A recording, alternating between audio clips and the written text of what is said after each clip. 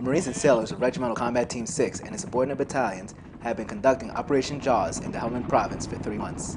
I would describe Operation Jaws as Regimental Combat Team 6's bid for success in AO Tripoli, the area of responsibility that we have in northern Helmand Province of Afghanistan. Out in Washir, we don't really have enough people to garrison that full time, so it's a major safe haven for the Taliban.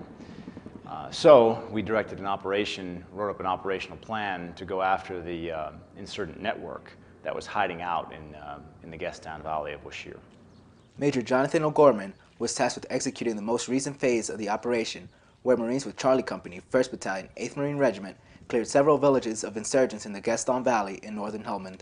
The Taliban are still talking about the things we did up there and demanding that some of their commanders, who now they see as incompetent, get fired because they either fled the battle or didn't give them good enough advice. And the amount of insurgents that were killed was a huge morale blow to the insurgents that were left behind. So I would say it was a pretty big success.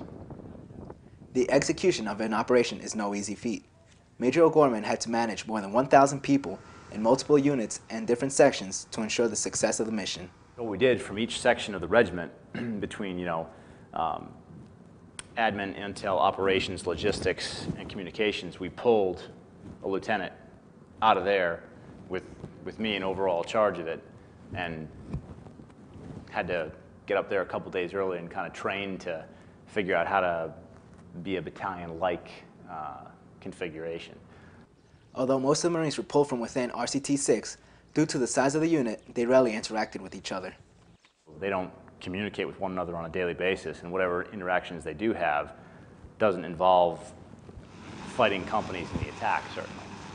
Once the Marines started working together in the Combat Operations Center, they immediately went to work practicing efficient unit-to-unit communication in order to better control the mission.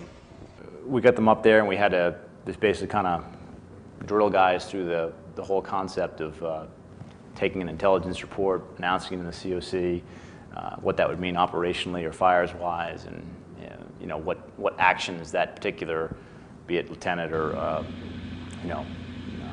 communications guy, was responsible for doing to be able to have information flow inside the COC, and then continue the attack. With all the planning that goes into operations, the Marines and sailors under the command of RCT-6 can operate with the knowledge that they are in good hands. Corporal Ed Gallo, Forward Operating Base, Dalaram 2, Afghanistan.